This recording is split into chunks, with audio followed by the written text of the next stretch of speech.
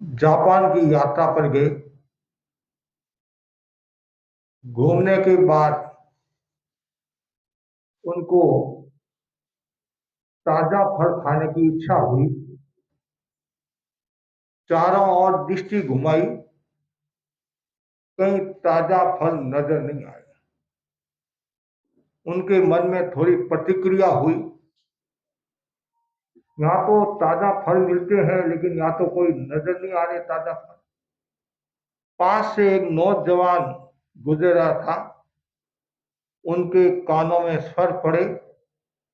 तत्काल भागता भागता अपने घर आया, ताजे फल लिए और पुनः भागता भागता स्वामी राम तीर्थ के पास आया और कहा, लीजिए ये ताजा फल।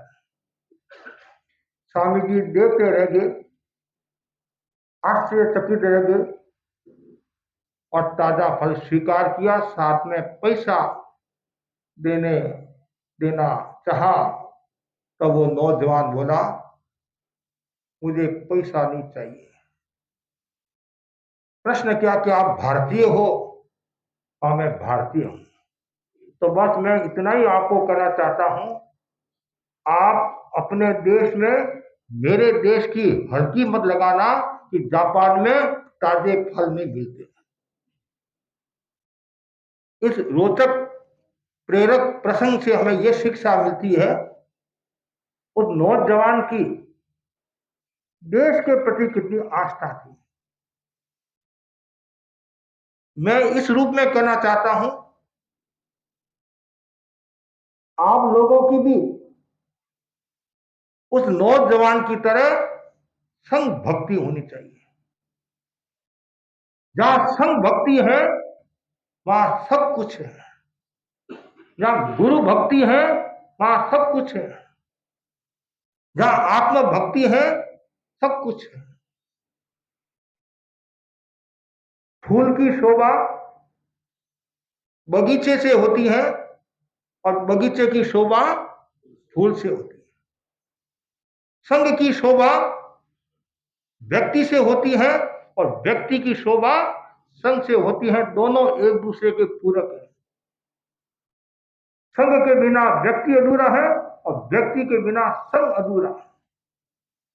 और ऐसा भी कहा जाता है, तीर्थंकर भगवान भी संघ को महत्व देते हैं, तीर्थ को नमस्कार करते हैं। बहुत बड़ी बात है। संघ है, तीर्थ है, तब ही हमारा अस्तित्व है। आज जो हम बोल रहे हैं, आज जो हम साधना कर रहे हैं, वो संघ के पीछे कर रहे हैं, तीर्थ के पीछे करे हैं। इसलिए हमेशा तीर्थ के प्रति, संघ के प्रति आस्था रखनी चाहिए। आगमों में भी आया, आशासो विश्वासो। यह संघ आश्वासन देने वाला है, विश्वास देने वाला है, आश्रय स्थल है, नंदन वन के समान है, माता पिता के समान है। संघ की शरण में आना चाहिए। धम्मं शरणं पवज्जामि, धर्म की संघ में ऐसे संगम शरण गच्छामि, मैं संघ की शरण में जाऊंगा। जो संघ की शरण में आता है उसका बेड़ा पार है। आप संघ की शरण में है, इसलिए आचार्य प्रवर ने हमारे को कलकत्ता भेजा। यदि आप संघ की शरण में नहीं होते, गुरु की शरण में नहीं होते, तो आज हम कलकत्ता नहीं होते और न इस क्षेत्र में होते।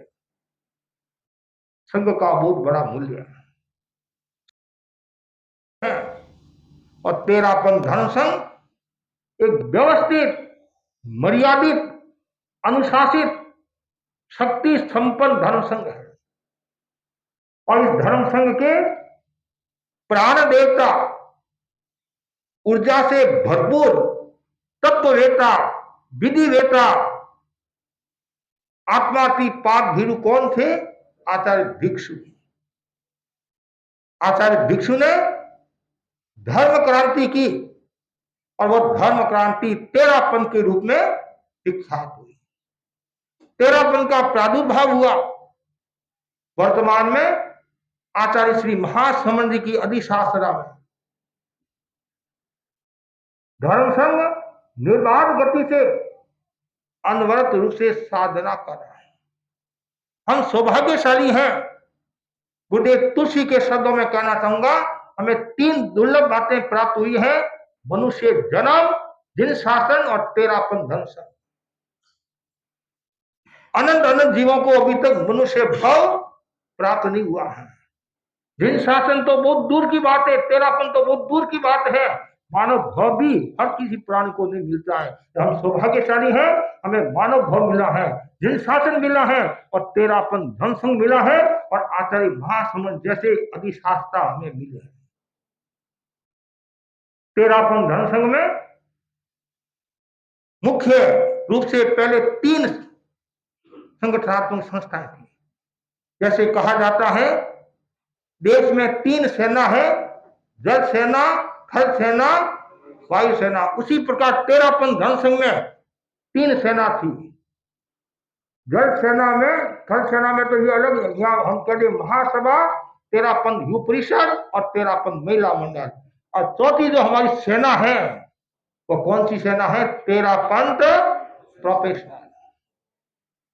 तेरापन प्रोफेशनल एक बुद्धिजीवियों का संगठन है। आचार्य महाप्रज्ञ जी के उर्वरा मस्तिष्क की देन है।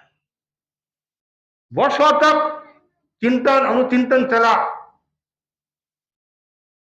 और लास्ट में 2010 में विधिवत तेरापन प्रोफेशनल की स्थापना हुई। तेरापन प्रोफेशनल एक शक्ति संपन्न संस्था है। इनके पास में दिमाग है, चिंतन है, और जहां दिमाग और चिंतन होता है वहां कार्य भी होता है। हमारे यहां एक शब्द आता है बुद्धि, ये बुद्धिजीवियों का है। और आचार्य महासमंद जी बार बार फरमाते हैं बुद्धि की शुद्धि जरूरी है। बुद्धि का सदुपयोग होना चाहिए, दुरुपयोग नहीं होना चाहिए। आचार्य भिक्षु के शब्दों में वहां बुद्धि किस काम की पड़िया बांधे कर। अभी वर्तमान में ऐसा लग रहा है सदुपयोग कम हो रहा है, दुरुपयोग ज्यादा हो रहा है। और आचार्य महाप्रज्ञ जी के शब्दों में तो जितने भी भ्रष्टाचार बढ़ रहे हैं, अत्याचार बढ़ रहे हैं, बड़े बड़े कांड हो रहे हैं, वो अज्ञ नहीं करा है, अनपढ़ नहीं करा है, पढ़े लिखे करे। आज इतने बड़े बड़े जो हो रहे हैं उनमें महत्वपूर्ण जो हाथ है वो पढ़े लिखे लोगों का होता है। इसका मतलब ये नहीं कि सब पढ़े लिखे लोग ऐसे हैं और अनपढ़ सब वैसे नहीं है, ये भी कोई जरूरी नहीं है। लेकिन अभी वर्तमान की जो परिस्थिति है, लेकिन हम ये कहते हैं दिमाग का सही इस्तेमाल होना चाहिए। हमारे पास में बुद्धि है, बुद्धि की शुद्धि, और बुद्धि को काम धेनु का, बुद्धि को कलवृक्ष का है, तो हमें उस रूप में काम करना चाहिए। आज तेरापन धन संघ एक कितना अच्छा कार्य करा है, इनकी संस्थाएं कितना अच्छा कार्य करी हैं। कोई शिक्षा के क्षेत्र में, कोई स्वास्थ्य के क्षेत्र में, कोई और कोई क्षेत्र में कितना काम। आज एक समय था आचार्य कारुगुणी राज तक तेरापन को जैन धर्म का अंग नहीं मानते थे, जैन धर्म का अंग नहीं मानते थे। और यह भी एक अवधारणा थी और लोगों से सुनते थे तेरापंथी करोड़ कसाई से भी खोटे हैं। एक कसाई नहीं, करोड़ कसाई से भी खोटे हैं। हम गुरुदेव तुलसी के आभारी हैं जिन्होंने तेरापन को 7 समुद्र पार खोल दिया। अनुव्रत के द्वारा, परीक्षा ध्यान के द्वारा, जीवन विज्ञान के द्वारा और प्रवृत्तियों के द्वारा आचार्य तुलसी ने कितना कार्य किया, महाप्रज्ञ जी ने कितना कार्य किया। और वर्तमान में आचार्य महासमंद जी जिन शासन की कितनी प्रभावना करा रहे हैं और तेरापन की पहचान, और सबकी नजर एक समय तो वो था तेरापन को जैन धर्म का अंग नहीं मानते थे, और आज ये अवधारणा है कि तेरापन के आचार्य क्या कहते हैं उस पर सबकी नजर है।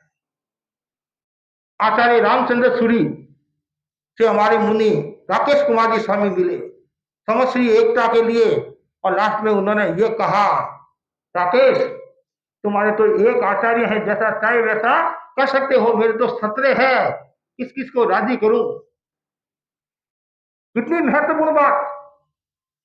आनंद ऋषि मराठा की बात ले लो, शिवमुनि मराठा की बात ले लो, और आचार्यों की, साधु साधुओं की बात ले लो कि तेरापन का जो आचार्य कहता है वो हमें मान्य कुछ बातों में, कारण वो जानते हैं तेरापन के जो आचार्य जो भी बात कहेंगे वो ऐसे नहीं कहेंगे, वो पूर्ण स्वस्थता के साथ और छानबीन खोजबीन करके और व्यवस्थित ढंग से समाज के सामने बात रखेंगे।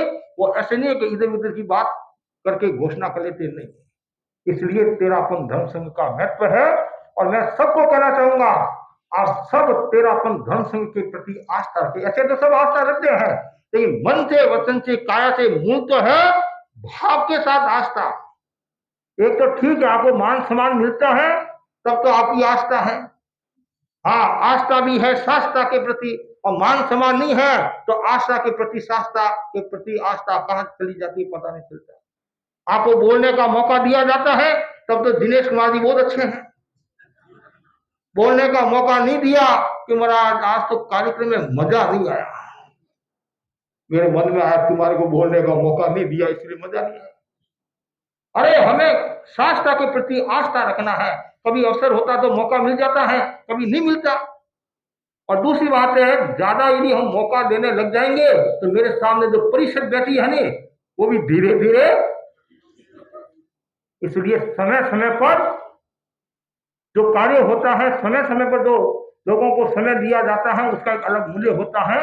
और जो भी बोलने वाले हैं उनको भी विशेष ध्यान रखना चाहिए कि भाई थोड़ा बोलेंगे तो दूसरी बार और नंबर आएगा, दूसरी बार और नंबर आएगा। एक भाई बोला महाराज आपका काम खड़ा करने का है, बैठना मेरा काम है, आपका काम खड़ा करने का है, बैठना मेरा काम है। तो भी हम भी समझते भाई जैसा अवसर होगा, तो इसलिए ये प्रसंग बस दूसरी बात आ गई। कहने का मतलब यह है हमारा धर्म संघ एक व्यवस्थित धर्म संघ है और समय समय पर ऐसे कार्यक्रम होने चाहिए और समय समय पर जनता को ये सब बातें बतानी चाहिए कि हमारे धर्म संघ में ये कार्य हो रहा है, ये परंपरा चल रही है, ये व्यवस्थित ढंग से ऐसे ऐसे कार्य हो रहे हैं। लोगों को क्या पता चलेगा? आज जय तुलसी फाउंडेशन के बारे में या और कोई संस्थाओं के बारे में, जय ईश्वर भारती के बारे में, ड्रीम यूनिवर्सिटी के बारे में और हमारी जो संस्था है उन सब के बारे में बताना चाहिए। बताने से हमारा समाज जुड़ेगा और हमारा समाज भटकेगा नहीं। और यदि हमारे समाज के पास कुछ देने के लिए नहीं है तो फिर समाज दूसरी जगह भटकती है। इसलिए अपेक्षा है ये जो थीम है संघ हमारा दायित्व है, नहीं हमारा संघ हमारा दायित्व। अब प्रश्न है जिस संघ से हम इतना पारे हैं, अमेरिका के राष्ट्रपति कैनेडी से पूछा गया कि संघ हमारे देश हमारे लिए क्या करता है, तो कैनेडी ने वापस पूछा हम देश के लिए क्या करते हैं। आप कभी कभी कहते हैं ये सभा संस्थाएं वाले हमारे लिए क्या करते हैं, संघ हमारे लिए क्या करता है, तो वापस मैं आपको कहना चाहता हूं आप सभा संस्थाओं के लिए, संघ के लिए क्या करते हैं। कितनी गहरी बात बताई है। हम जिस धर्म संघ के सदस्य हैं उस धर्म संघ के प्रति हमारी आस्था होनी चाहिए। हमारा क्या दायित्व है, एक एक व्यक्ति को समझाना चाहिए और एक एक व्यक्ति को परंपरा की जानकारी देनी चाहिए और धर्म संघ से जोड़ना चाहिए। और यदि आप वास्तव में संघ को ऊंचाई पर ले जाना चाहते हैं और अपना दायित्व समझते हैं तो 4 बातों पर विशेष ध्यान देना है। उनमें पहली जो बात है वह है अप्रमाद। अप्रमाद, जागरूकता। दायित्व लेना एक बात है, ओढ़ना एक बात है, माड़ा पहनना एक बात है, लेकिन माड़ा की सुरक्षा रखना दूसरी बात है। कि पद को भार नहीं उपहार समझो, और ये तो एक व्यवस्था है। मूलतः सेवा ही हमारा दायित्व है, सेवा ही हमारा दायित्व है। इसलिए हमारे भीतर में सबसे पहले जागरूकता का भाव होना चाहिए। और बहुत सुंदर कहा गया है, जो जागरूक होता है वो बुद्धि बल से संपन्न होता है, शक्ति से संपन्न होता है और वह हर जगह आनंद और सम्मान को प्राप्त होता है। और जहाँ प्रमाद होता है, प्रमाद के अनेक रूप बताए हैं। प्रमाद बहुरूपी है, जैसे बहुरूपिया होता है अनेक रूप बनाता है, तो वैसे प्रमाद के भी अनेक रूप है। कभी वो कषाय में चला जाता है, कभी नींद में चला जाता है, कभी निद्रा में निंदा में चला जाता है, कभी विषय वासना में चला जाता है, कभी और किसी में चला जाता है। इसलिए हमें प्रमाद में नहीं रहना है, हमें जागरूकता का जीवन जीना है। और जो व्यक्ति जागरूकता के साथ कार्य करता तो समझना चाहिए वो दायित्व के प्रति जागरूक है, दायित्व के प्रति जागरूक है। तो जागरूकता जरूरी है। और जो व्यक्ति जागरूकता नहीं रखता तो उनका कितना नुकसान होता है। जो आलसी होते, कुछ लोग आलसी भी होते हैं, आलसी होते हैं कि आज नहीं कल करेंगे, कल नहीं परसों करेंगे। और जो जागरूक होते हैं, जो काल करे सो आज करे सो अब। हाँ, जो जागरूक थे वो आगे, और जो जागरूक नहीं थे तो वो और कुछ करे होंगे। तो इसलिए आवश्यकता है हमें जागरूकता के साथ जीवन जीना है। तो कुछ लोग ऐसे होते हैं, इतने आलसी होते हैं जिनकी हम कल्पना नहीं कर सकते हैं। आचार्य महाप्रकृति जी एक कहानी फरमाते थे, आप लोग जानते भी हैं। और जंगल में घूमता घूमता एक व्यक्ति को प्यास लगी, इतनी प्यास लगी, इतनी प्यास लगी, और घूम रहा, घूमते घूमते उसको एक कुआं नजर आया। कुआं नजर आया और बहुत खुश हुआ, मुझे कुआं नजर आ गया, पानी मिल गया। अब जो प्यासा है और उसको पानी मिल जाता है, पी लेता है, तो अमृत मिला, कहते नहीं अमृत जैसा। लेकिन जैसे ही वो कुएं के पास गया, बाल्टी हाथ में ली, रस्सी से बांधा और नीचे बाल्टी मतलब कुएं में डालने लगा, इतने में भीतर से आवाज आई, अरे घोड़ा तू कौन है पता है?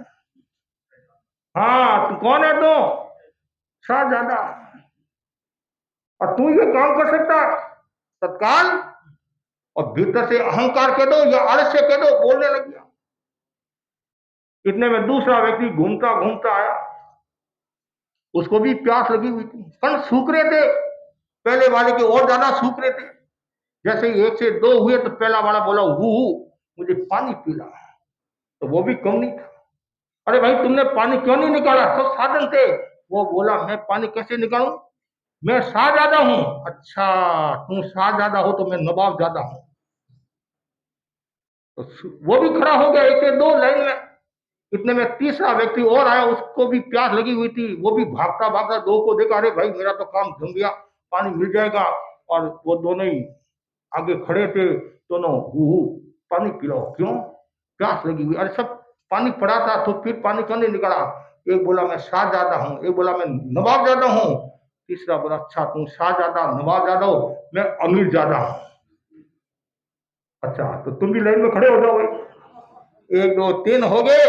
इतने में चौथा आदमी आया, उसको भी प्यास लगी हुई थी, कण सूख रहे थे और इनके तो प्राण निकल रहे थे, प्राण निकले थे, और तीनों हु करे। लेकिन चौथा जैसे ही आया, बाल्टी ली हाथ में, पानी निकाला, पानी पिया, शेष पानी गिराया, रवाना होने लगा।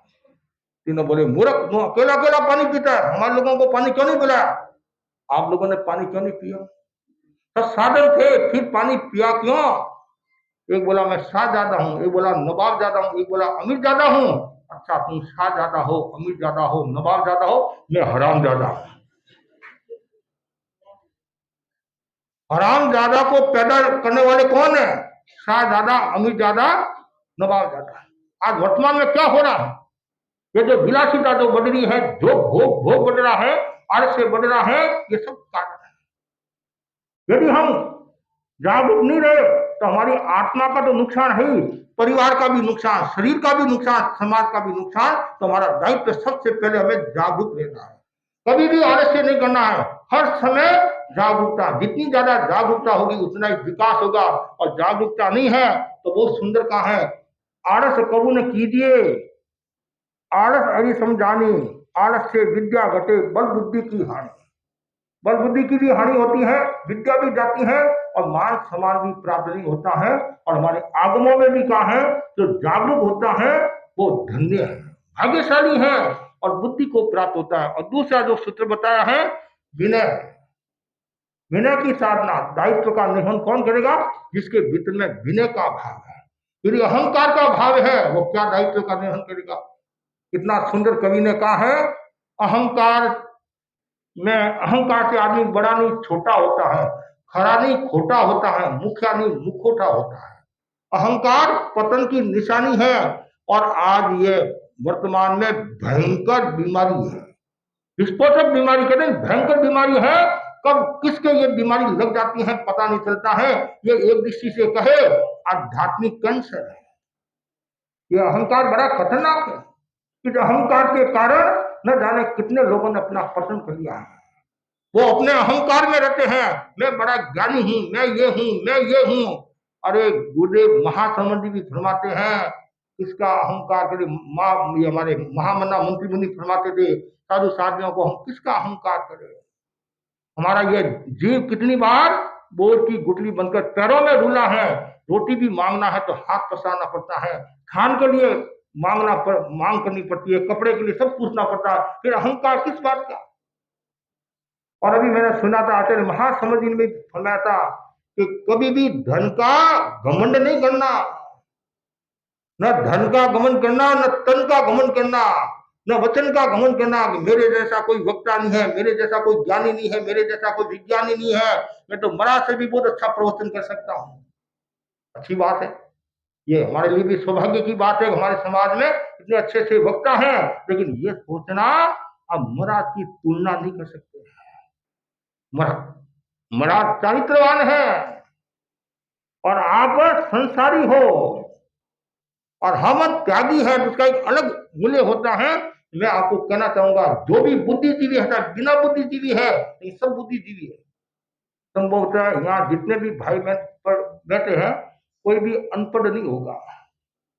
साक्षर है तो भी बुद्धिजीवी तो है ये नहीं, बुद्धि तो उसके पास है ये नहीं। बुद्धि तो है, ठीक है, क्षोभम किसी के कम हो सकता है, ज्यादा हो सकता है, किसी के ज्ञानावनी कर्म का क्षोभम ज्यादा होता है, किसी के कम होता है।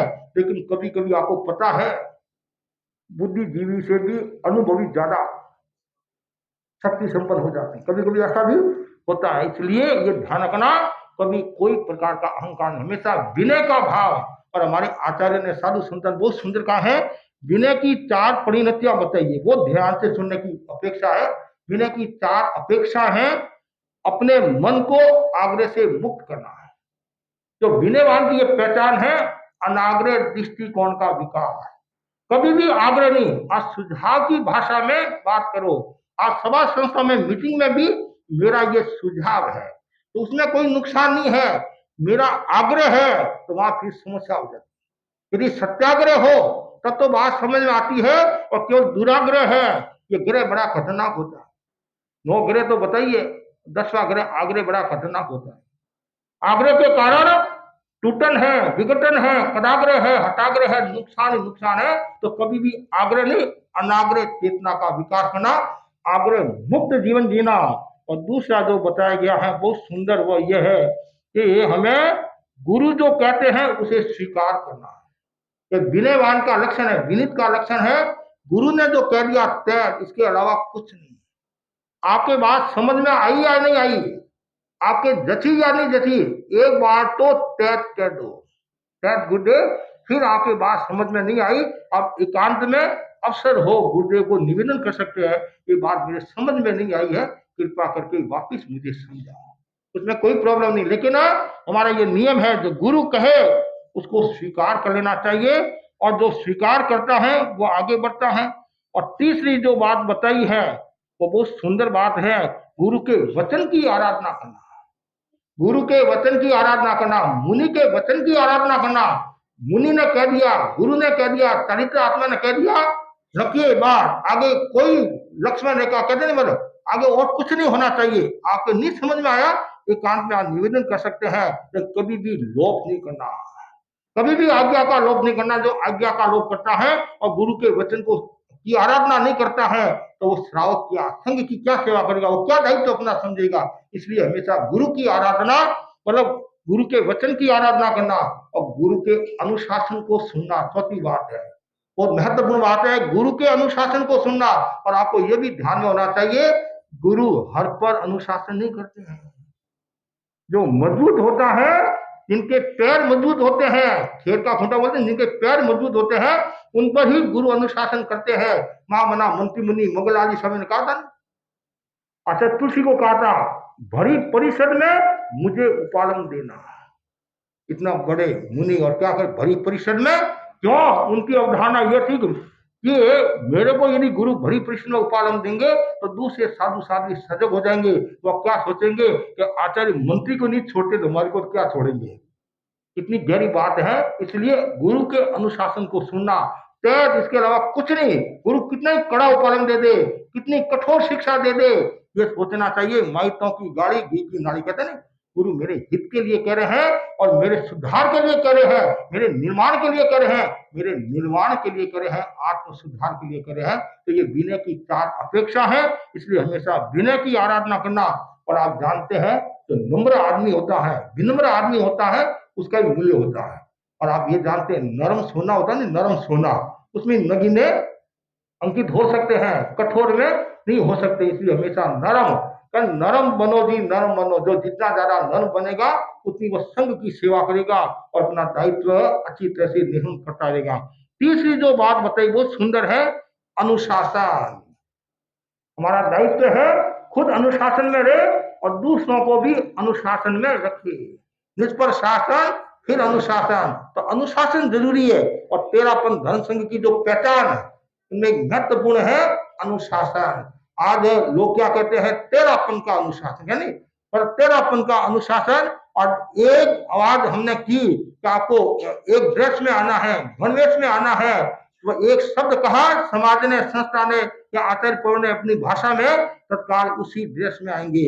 जब जयपुर के अंदर एक कोई कार्यक्रम हो रहा था महिला मंडल का, और वसुंधरा जी आए थे, उन्होंने कहा था हम लाखों प्रयत्न करने के बावजूद भी एक ड्रेस में लोग नहीं आते हैं, और आके एक आवाज में एक ड्रेस में आ गए। कितनी गहरी बात है, कितनी मतलब एक शक्ति देने वाली बात है। इसलिए हमेशा हमें क्या करना, अनुशासन में रहना। और जो अनुशासन में रहेगा वो विकास करेगा। आज भारमली स्वामी का उदाहरण ले लो, मोतीराम जी स्वामी का उदाहरण ले लो, केसी स्वामी का उदाहरण ले लो। उन्होंने अनुशासन को सहन किया, तब तो उनका नाम है, मूल्य है, और इतने आगे बढ़ गए। गुरुदेव तुलसी ने भी लिखा नहीं, वो सुंदर लिखा है गुरुदेव तुलसी ने,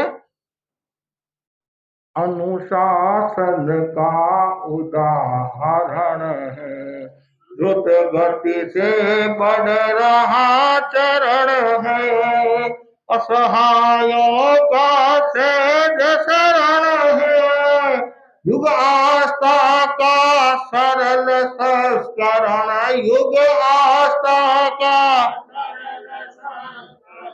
प्रगति शिखर सोपान, प्रभो ये तेरा पंथ, प्रभो ये तेरा पंथ। अनुशासन, और अनुशासन के 3 आधार बताए हैं, ममता, समता, क्षमता। जो अनुशासन करने वाला है तो उसके मन में ममता का भाव होना चाहिए, बड़ा अनुशासन भी करो, लेकिन भीतर में स्नेह का भाव होना चाहिए। तो स्नेह का भाव होगा तो वो आपसे बंधा हुआ रहेगा, और स्नेह का भाव नहीं है तो फिर वो आपसे टूट जाएगा। तो ये पहला अनुशासन तो करना पड़ता है। जैसे कुंभकार घड़ा बनाता नहीं, घड़ा बनाता है तो अंदर हाथ रखता, ऊपर से मारता, ऐसे ही प्रक्रिया नहीं। तो दोनों ध्यान रखना पड़ता है। और कोई ऊपर से मारे और अंदर हाथ नहीं रखे तो, और अंदर हाथ रखे ऊपर से नहीं मारे तो भी नहीं चलता है। तो गुरु को वो ध्यान रखना पड़ता है। तो ममता, फिर समता। जो अनुशासन करने वाला है उसके भीतर में समता भी होनी चाहिए। कहाँ अनुशासन करना, कहाँ अनुशासन नहीं करना, समता, सहन करने की क्षमता होना और क्षमता भी होना बहुत जरूरी है। और अनुशासन कब ठीक होगा, जब व्यवस्थाएं ठीक होगी। व्यवस्थाएं ठीक होगी तो सत्य की प्राप्ति होगी, सत्य की प्राप्ति होगी तो सत्यम शिवम सुंदरम बोलते नहीं, उनका एक व्यवस्थित रूप हो जाएगा। तो ये अनुशासन जरूरी है। और चौथा राष्ट्र जो बहुत महत्वपूर्ण बिंदु है, आपको दायित्व मिला है और आप दायित्व का निर्वहन कर रहे हैं, साथ साथ में पाप भीरुता भी जरूरी है। क्यों, हम साधु है और आप श्रावक हो, मेरे को भी दायित्व मिला है, आपको भी दायित्व मिला है, लेकिन दायित्व में पाप भीरुता का भाव होना चाहिए। और जितनी ज्यादा पाप भीरुता होगी उतना ही आपका कल्याण होगा। और पाप भीरुता कब होगी, जब आपके भीतर में सरलता होगी। सरलता के बिना पाप भीरुता का विकास नहीं होता है। हर समय सरलता का विकास होना चाहिए। जितनी ज्यादा सरलता होगी उतना ही आपका विकास होगा। ये 4 बिंदु मैंने आपके सामने रखे हैं। पहला है अप्रमाद, दूसरा है विनय, तीसरा है अनुशासन, चौथा है पाप भीरुता। और चारों के सेंटेंस भी हम कह सकते हैं। अप्रमाद है वो संयम का प्रहरी है, संयम का प्रहरी है। आपने जो व्रत स्वीकार किए, हमने जो व्रत स्वीकार किए, साधु बना दिया है, आपने श्रावक बना दिया है, तो आप जागरूक रहेंगे तो आपका संयम ये सुरक्षित रहेगा, ये संयम का प्रहरी है। दूसरा जो बताया विनय, ये साधना की सुगंध है। आपकी साधना कितनी फलीभूत हो रही है और आपका आवामंडल कितना निर्मल हो रहा है, तो वो विनय से पता चलेगा। ये सुगंध है, विनय की सुगंध है। तीसरा है अनुशासन, ये जीवन का संरक्षक है। जो भी व्यक्ति अनुशासन में रहता है, चाहे बहू है, बेटा है, शिष्य है और भी कोई है, और अनुशासन में रहते तो समझना चाहिए तो जीवन का संरक्षक है। चौथा जो पाप भीरु संयम की आभा है। क्यों? हमारे साधुपना की आभा क्या है? पाप भीरुता। यदि हम 5 समिति और 3 गुप्ती में सावधानी रखते हैं, 5 महावतों की पालना करते हैं और स्वीकृत नियमों के प्रति आस्था रखते हैं, तो हमारा आवामंडल निर्मल होता है, कर्मों की निजरा होती है और लोग भी क्या कहते हैं, महाराज कितने सजग है, पाप भीरु है और दोषों से भय खाते हैं। वो जरूरी है। तो मैं भी आपको इतना ही कहना चाहूंगा, जितने भी आप भाई बहन बैठे हैं और अच्छी संख्या में भाई बहन आए हैं, और आज मतलब चातुर्मास का पूर्व, मतलब प्रवेश का पूर्व रविवार हो गया ना, हाँ पूर्व रविवार, और जगह भी साताकारी है और हमारे धर्म संघ के भी 13 घर बताते हैं। ऐसे कुल मिलाकर 25 एक जैन समाज के घर बताते हैं और आज काफी ऑफिशियल लोगों